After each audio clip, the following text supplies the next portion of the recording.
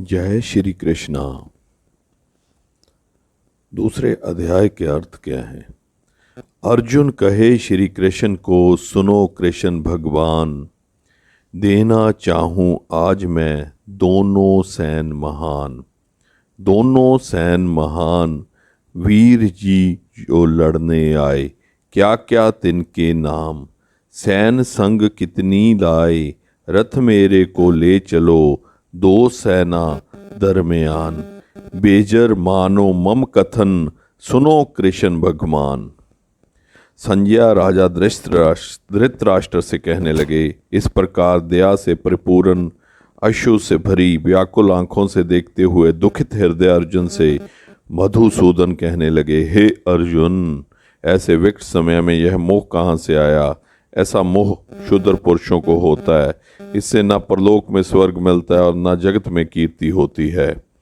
हे पार्थ, तू कायर मत बन, तुझे यह उचित नहीं है। शत्रुसूदन, हृदय से नीचे वृद्धि का त्याग कर उठ खड़ा हो।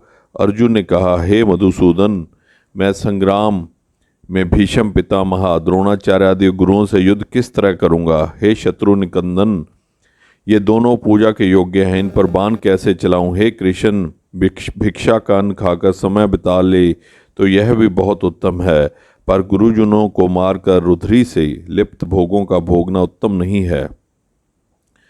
जो हम उद्धम काम करने को तत्पर हो भी जाएं तो हमें यह नहीं मालूम कि कौन बली है। वे हमको जीतेंगे या हम उन्हें। जिनको मारकर हम जीना नहीं चाहते हैं, वे धृतराष्ट्र के पुत्र हमारे सामने खड़े हैं। इनको मारकर हमारा जीना भला नहीं। इसमें धर्म की रक्षा का पुण्य है और कुल के श्रेय का दोष है। इन दोनों बातों से मेरा मन डावांडोल हो गया है। अब मैं ऐसा मूढ़ हो गया हूँ कि मुझे धर्म अधर्म का कुछ ज्ञान नहीं। इसलिए मैं आपसे पूछता हूँ कि युद्ध करना या भिक्षा मांगकर निर्वाह करना, इन दोनों में से कौन सी बात ठीक है? इनमें जो चित हो सो कहिए। मैं आपका शिष्य हूँ, आपकी शरण में आया हूँ। जिस प्रकार मेरा धर्म बचे और जो निश्चय ही कल्याण करने वाला उपाय भी हो, कहिए। हे प्रभु जी, संपूर्ण पृथ्वी का निष्कंठक राज्य पाऊं और देवलोक जो स्वर्ग है उसका अधिपति बन जाऊं, तो भी मुझे कोई ऐसा उपाय नहीं सूझता है जिससे इंद्रियों को दुखाने वाला मेरा यह शौक दूर हो जाए। संजय ने कहा, हे धृतराष्ट्र, शत्रुओं को संताप देने वाला अर्जुन श्री कृष्ण से यह कहकर चुप हो गया कि अब मैं युद्ध नहीं करूंगा। कृष्ण जी दोनों सेनाओं के मध्य में खड़े अर्जुन को शोकयुक्त देख कुछ हंसते हुए कहने की इच्छा से विचारने लगे कि अर्जुन को शरीर और आत्मा के अविवेक से शोक उत्पन्न हुआ, सो जब तक इसको ज्ञान नहीं होगा तब तक शोक नहीं मिटेगा। यह सोचकर श्री कृष्ण जी कहने लगे कि हे अर्जुन, जो विवेकी पुरुष है वे किसी की चिंता नहीं करते, और पर तुम सोचते विचारते हो और पंडितों के समान बातें बनाते हो। यह तुम्हारा ठीक नहीं है।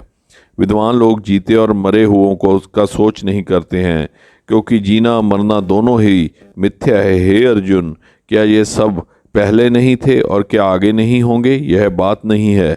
इसके पहले मैं भी था और तुम भी थे और यह सब राजा भी थे।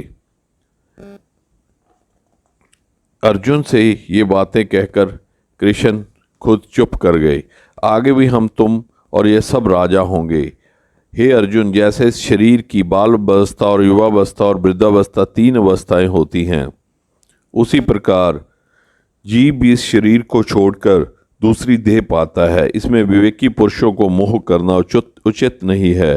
कुंती नंदन, शब्द, स्पर्श, रूप, रस, गंध जो इंद्रियों के विषय हैं, ये सर्दी, गर्मी और सुख दुख के देने वाले हैं। जिनको इंद्रियों के सुख और दुख अपनी निश्चलता से चलायमान न कर सके, उन्हीं पुरुषों ने अमृत पान किया है। इससे हे अर्जुन, इनको सहना उचित है। हे अर्जुन, जिनको यह इंद्रियों के विषय नहीं सताते हैं और जो सुख दुख को समान जानते हैं, वे मोक्ष के अधिकारी होते हैं।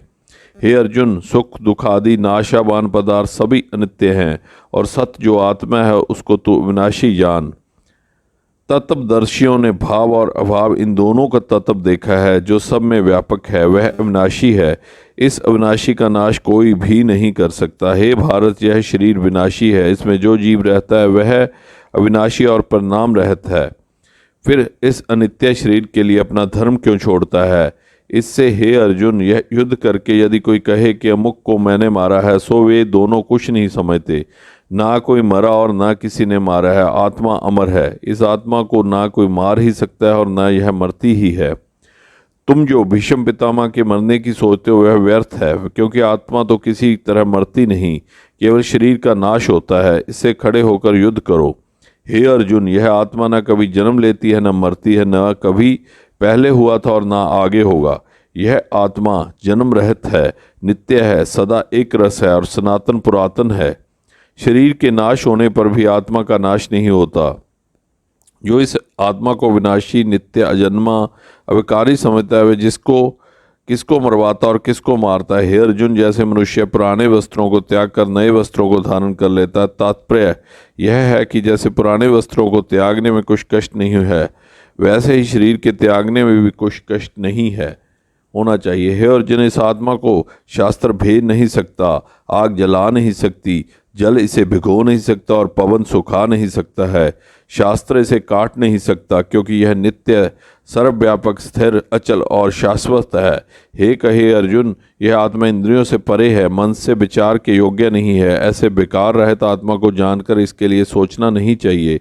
हे अर्जुन, जिसने जन्म लिया है वह अवश्य मरेगा और जो मरा है वह अवश्य जन्म लेगा। इससे उपाय रहित बातों के लिए तुम्हारा सोचना व्यर्थ है। और तो किसी भूत प्राणी की चिंता मत कर। हे भारत, मनुष्यादि प्राणी जन्म लेने से पहले दिखाई नहीं देते और न मरने के बाद प्रकट होते हैं, केवल जन्म मरण के बीच वाली मध्यावस्था में दिख पड़ते हैं। तो अब सोचने की बात ही क्या है। हे अर्जुन, कोई भी तो इस आत्मा को आश्चर्यचकित होकर देखते हैं, कोई आश्चर्य से कहते हैं और आश्चर्य से सुनते हैं, और कोई इसे सुनकर नहीं समझते। यह आश्चर्य क्या है जिसका कुछ निर्णय न किया जाए कि यह क्या है। हे भारत, सबके शरीर में जो आत्मा है वह अविनाशी है, फिर इनके लिए तुम्हारा सोचना व्यर्थ है। फिर जो तू अपने क्षत्रिय धर्म पर विचार करे तो भी तुझे डरना नहीं चाहिए, क्योंकि क्षत्रिय के लिए युद्ध से उत्तम कोई धर्म नहीं है। हे पार्थ, यह समय अपने आप उपस्थित हो गया। युद्ध काल में स्वर्ग का द्वार खुल जाता है। पुण्यवान क्षत्रियों को ही यह युद्ध समागम मिलता है, अर्थात जो क्षत्रिय युद्ध में मरते हैं वे सीधे स्वर्ग को जाते हैं। जो तू क्षत्रिय होकर संग्राम नहीं करेगा तो तेरा धर्म भी छूट जाएगा और कीर्ति भी जाती रहेगी और तुझे पाप लगेगा। मनुष्य तुझको सदा बुरा कहेंगे। देखो, प्रतिष्ठित पुरुषों को विकृति मरने से भी बुरी है। यह सब महारथी योद्धा तुझको रणभीरु कहेंगे। जो तुझको बड़ा मानते हैं उनकी दृष्टि में तू बलहीन हो जाएगा और यही तुझसे अनकही बातें कहेंगे और तेरे बल पौरुष की सदा निंदा किया करेंगे। अब बताओ, इससे बड़ा दुख कौन सा है। हे कौन्तेय, तो इस संग्राम में मारा जाएगा तो सीधे स्वर्ग को जाएगा, और जो जीतेगा तो पृथ्वी का राज्य भोगेगा। तेरी दोनों तरफ जीत है, इससे दृढ़ विचार कर तू युद्ध को खड़ा हो जा। सुख दुख हानि लाभ एक समान जानकर खड़ा हो जा। अर्जुन, जो कुछ मैंने तुझसे कहा है वह सांख्य शास्त्र के अनुसार आत्मा और शरीर का तत्व समझाया है। अब वृद्धि योग को कहता हूँ, सुन। इस वृद्धि योग के सुनने से सुख दुख आदि को कर्म बंधन है, इससे छूट जाओगे। अर्जुन, इस कर्म योग में प्रारंभ का नाश नहीं होता है, अर्थात परम होने पर न समाप्त हो सकता है तो उसका फल मिलता है, न इसमें कुछ पाप है। इस धर्म का लेश मात्र भी पालन करना जन्म मरण आदि रूपी खड़े भयों से रक्षा करता है। हे करुणानंदन, व्यवसात्मक वृद्धि एक ही है, अर्थात जिनकी वृद्धि निश्चल हो गई है वे मोक्ष के साधन रूप का इस कर्म योग में लग जाते हैं। जिनका मन विचलित है उनकी वृद्धि अनेक है, अर्थात तरह तरह के झगड़ों में फंस जाते हैं और उनकी शाखाएं भी अनेक हैं। हे पार्थ, यद्यपि विवेकी पुरुष इंद्रियों को जीतने का प्रयत्न करता है तो भी इंद्रियां बलवान हैं, मन को ठोर से चला देता है। इससे हे अर्जुन, सर्वगादि प्राप्ति की कामना जिनको है ऐसे साकाम पुरुष भोग और सुख की प्राप्ति के लिए अनेक प्रकार के ये यादि कर्मों को करते हैं, क्योंकि यह क्रिया जन्म और कर्म फल को देने वाली है। हे अर्जुन, भोग और ऐश्वर्य में जिनके मन फंस गए हैं और कर्म फलों की बताने वाली वाणी से जिनके चित्त हरे गए हैं, उनका मन निश्चयात्मक वृद्धि में स्थिर नहीं होता और वे सतब रज तम इन तीन गुणों के विषय हैं। हे अर्जुन, तुम इन तीनों गुणों को छोड़ सुख दुख लाभ हानि को त्याग निर्धुद हो जाओ और नित्य ही सब में स्थिर हो। अप्राप्य वस्तु की प्राप्ति और प्राप्त की रक्षा में मन लगाओ। केवल आत्म स्वरूप में सावधान हो जाओ। हे अर्जुन, जैसे तालाब सरोवर आदि पानी से भरे हुए हैं, मनुष्य अपने प्रयोजन भर उसमें से जल ले लेता है, ऐसे ही ब्रह्मवेत्ता संपूर्ण वेदों में से अपने प्रयोजन भर ज्ञान ले लेता है। कर्म में तेरा अधिकार है, फल में कभी भी नहीं। जो तू कर्म करे उसका हेतु अथवा उसके फल का भोगने वाला भी मत हो। हे धनंजय, सब संग को त्याग कर योग में स्थित हो, कर्म कर, हार जीत समान भाव से देख, दोनों की समानता ही योग है। हे अर्जुन, वृद्धि योग से कर्म नीच है, इसलिए बुद्धि का आश्रय लेकर कर्म करो। जो विवेकी पुरुष हैं सो किसी कर्म का फल नहीं चाहते, जो चाहते हैं सो नीच जाति के हैं, नीच मति के हैं। जो वृद्धि योग से कर्म करता है वह इसी संसार में संचित पाप पुण्यों को त्याग देता है। इससे तुम बुद्धि योग में प्रवृत्त हो। इस प्रकार का योग हो कर्मों में कुशल कारक है। जो पंडित जन बुद्धि योग युक्त हैं वे कर्म फल को त्याग कर जन्मादि बंधन से छूटकर निश्चय परम पद को प्राप्त होते हैं। जब तेरी वृद्धि इस मोह रूपी सुख दुख के पार होकर अत्यंत शुद्ध हो जाएगी तब तू विरक्त हो जाएगा। अनेक विषयों के सुनने से जो तेरी वृद्धि स्थिर हो गई है वह जब मेरे वचनों में स्थिर हो जाएगी तब तू योग हो पाएगा। यह सुनकर अर्जुन ने पूछा, हे सर्वात्रिमान केशव, समाधि में स्थिर पुरुष जिसकी वृद्धि स्थिर हो गई है उसके लक्षण कृपा करके कहो। वह किसी तरह बोलता है, बैठता है, चलता है, फिरता है। श्री भगवान बोले, हे अर्जुन, जिसकी कामना किसी बात पर नहीं उठी, अपनी आत्मा को पाकर संतुष्ट है, उनकी निश्चल वृद्धि जान। जिसका मन दुख पड़ने से घबराता नहीं है, जिसे सुख से प्रसन्नता नहीं होती, रोग भय व क्रोध जिसके पास नहीं आते हैं, वही निश्चल बुद्धि हैं। हे अर्जुन, जिसका किसी पदार्थ में स्नेह नहीं और जो किसी शुभ वस्तु में हर्षित नहीं होता और शुभ प्राप्ति में शोक नहीं करता, ना किसी से राग और द्वेष है, उनकी वृद्धि निश्चल होती है। जैसे कछुआ अपने सब अंगों को सिकोड़ लेता है वह मनुष्य उसी तरह अपनी इंद्रियों को उनके विषयों से समेट लेता है, उसकी वृद्धि निश्चल होती है। निराहार रहने से विषय शक्ति दूर हो जाती है पर इच्छा बनी रहती है। निश्चल वृद्धि पुरुष की परमात्मा के दर्शन से विषय वासना भी दूर हो जाती है। हे कौन्तेय, ये इंद्रियां बड़ी प्रबल और लोभ कारक हैं। यत्न करते करते ज्ञानी पुरुष के मन को भी हठपूर्वक हर लेती हैं, अर्थात इंद्रियों को रोकना कठिन है। जो योगी इन सब इंद्रियों का दमन कर आत्मा में निष्ठा कर ले और जिसकी वश में इंद्रियां हैं वे ही निश्चल वृद्धि है। इंद्रियों की को वशभूति किए बिना मन में विषयों का चिंतन बना रहता है। चिंता बंद करने से मन में आसक्ति उत्पन्न होती है तथा आसक्त से कामना, कामना से क्रोध, क्रोध से मोह, मोह से वृद्धि भ्रमण में पड़ जाती है। इससे वृद्धि का नाश हो जाता है और वृद्धि नष्ट होने पर प्राणी का स्वयं नाश हो जाता है। वह पुरुष जिसने अपना मन वश में कर लिया है वह राग द्वेष से रहित होकर इंद्रियों के विषयों को सेवन करता हुआ शांति पाता है। हे अर्जुन, शांति के प्राप्त होने पर पुरुष के सब दुख मिट जाते हैं और इस शांत मन वाले पुरुष की वृद्धि शीघ्र ही स्थिर हो जाती है। जिस पुरुष ने अपनी इंद्रियों को वश में नहीं किया है उसकी वृद्धि स्थिर नहीं होती, आत्मा के ध्यान का अधिकारी नहीं हो सकता। फिर ध्यान रहित का शांति नहीं और बिना शांति के परमानंद सुख नहीं मिलता है। मन विषयों को भोगने वाला इंद्रियों के पीछे लगा फिरता है और फिर वह वृद्धि को खींच कर ऐसे ले आता है जैसे जल में बाजू नाव को घुमाती है।